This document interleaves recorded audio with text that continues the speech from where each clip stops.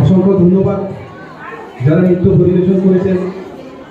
এখন আমরা কর্মসূচি আমাদের শুরু করতে যাচ্ছি। সর্বপ্রথম অবজারভার সুপর্ণা কিসা মহোদয়া ওনাকে স্বাগত ভাষণ রাখার জন্য আমি অনুরোধ করছি।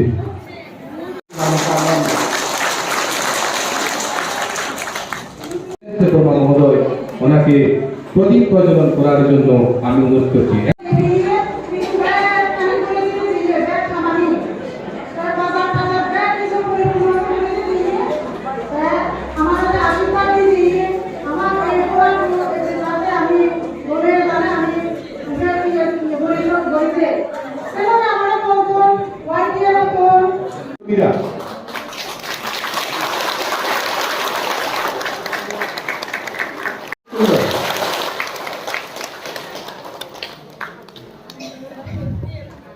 এখন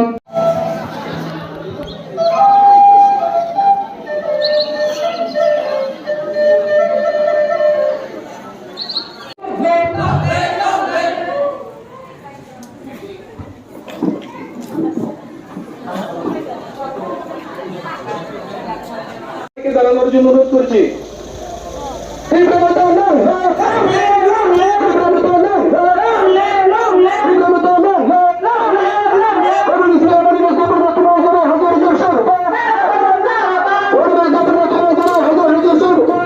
সমতল পাহাড় বলে কিছু মহারাজা ইতিমধ্যেই বলেছে, যেখানেই মানুষ চাইবে সেখানেই আমরা লড়াই করব।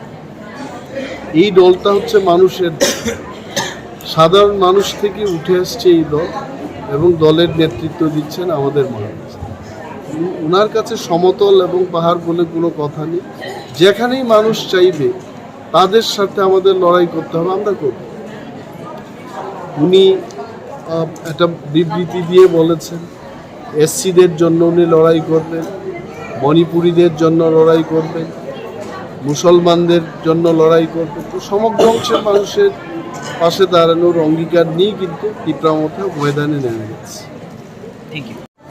TWF ব্লক কমিটির উদ্যোগে একটা গ্রেটার টিপ্রালেন বিষয়ক একটা আলোচনা চক্র হচ্ছে মহিলাদের নিয়ে, এবং আমাদের যারা মহিলা সমর্থকরা আছেন, যারা বুথ লেভেলে কাজ করছেন, তাদেরকে নিয়ে আমাদের এই আলোচনাটা।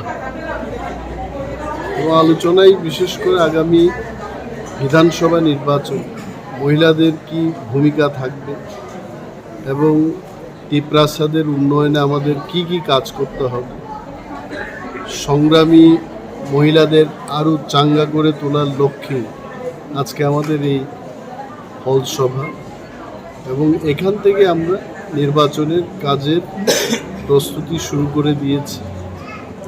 আমরা জানি এখানে বিজেপি মন্ত্রিসভার একজন সদস্য রয়েছেন, ওনার কনস্টিটিউয়েন্সি, কিন্তু আপনারা দেখতেই পাচ্ছেন আমার পেছনে মহিলারা বসে আছে। প্যাচারথল টিপ্রামথার জন্য একটা শক্ত ঘাঁটি বলেই আমরা মনে করি। ইতিমধ্যেই বিজেপি ছেড়ে, সিপিএম ছেড়ে, কংগ্রেস ছেড়ে অনেকেই টিপ্রামথায় যোগদান করছেন এবং আরও করবেন।